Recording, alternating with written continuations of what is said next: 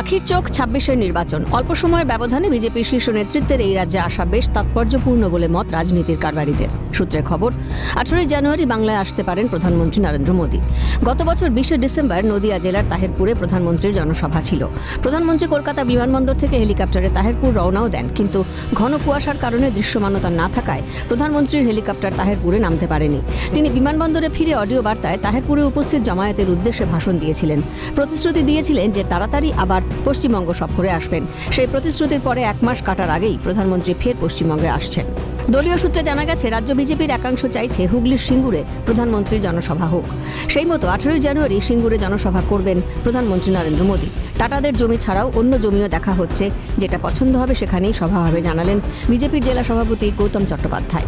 সিঙ্গুরের গোপালনগর এলাকায় জায়গা পরিদর্শন করেন বিজেপির জেলা ও রাজ্য নেতৃত্ব। আমরা এই টাটার মাঠটা আমরা প্রথম দেখলাম এখানে। এর পাশে আর একটা কোথায় আছে, বাড়িপাড়ার সাইডে একটা আছে, ওটা আমরা দেখতে যাব। এখানে সভা হবে, হেলিপ্যাড হবে, মোদিজি যেটা আসবেন সেখানে মাঠটা পুরো আমাদের ড্রেসিং করতে হবে, সব কাজ আছে অনেক।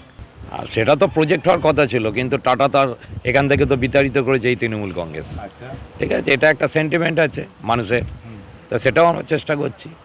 এখন এই মাঠের যে অবস্থা আছে, মাঠটা যদি আমরা সত্যি করে ঠিক করতে পারি, ড্রেসিং করতে পারি, সেটা আমাদের সময় সাপেক্ষ ব্যাপার না। ও টাটার ল্যান্ডে আসবে এটা ফাইনাল না, আমরা মাঠ দেখছি, যেটা আমরা সুইটেবল পাবো আমরা সেটাই করবো। মানে 18 তারিখে উনি আসছেন, 18 তারিখ আসছেন, এটা ফাইনাল।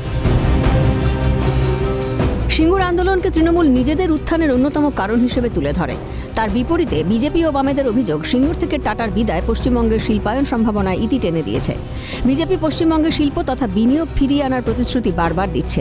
সেই বার্তায় প্রধানমন্ত্রী সিঙ্গুরের মাটিতে দাঁড়িয়ে দিলে তার রাজনৈতিক তাৎপর্য বেশি হবে বলেই বিজেপির একাংশের মত। বিজেপির এই পদক্ষেপ তাৎপর্যপূর্ণ, কারণ সিঙ্গুর আন্দোলন একসময় বাম জামানার রাজনীতিকে পাল্টে দিয়ে বড় রাজনৈতিক লাভ এনে দিয়েছিল শাসক দলের হাতে।